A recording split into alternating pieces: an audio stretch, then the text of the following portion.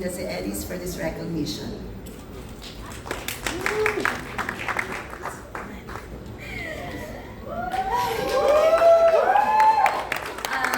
Ayun po ulit, good evening. Wala po ako masabi kundi maraming salamat. Kung alam niyo lang po, ako bilang nagtatrabaho po sa ating industriya, manominado pa lang po napaka-sarap na po sa pakiramdam. Pero ito pong binigay niyo pong parangal ngayon, sobrang nakaka-inspire pa po na lalo pa pong pagbutihan.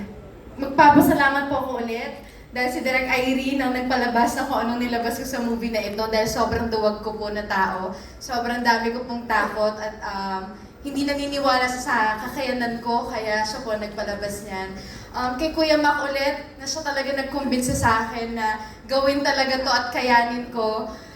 Sa lahat po na naniniwala, gusto ko lang pong pasalamatan kung kanino po ako nagsimula. Kay Tita Lulu, kay Tito Jake.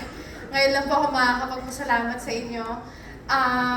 Kay Direk Bobot, sa Going Bulilit, kayo po ang unang nagbigay sa akin ng oportunidad na magkaroon ng mainstay show na hindi na ako papalitan kapag nasa set. Mr. M, ang lagi pong naniniwala rin sa akin at syempre hindi ko pa rin po makakalimutan si Sir Deo sa lahat po ng roles na binibigay niya po sa akin. First adult roles na serious roles na binigay niya po, siya po ang unang naniniwala sa akin at syempre po sa aming bosses sa ABS-CBN. CVB, maraming salamat po. At sa mga hindi po na po salamatan, pasensya na po, pero bukod mula po sa akin puso, maraming salamat. At sa pamilya ko, mahal na mahal ko kayo. Maraming salamat po.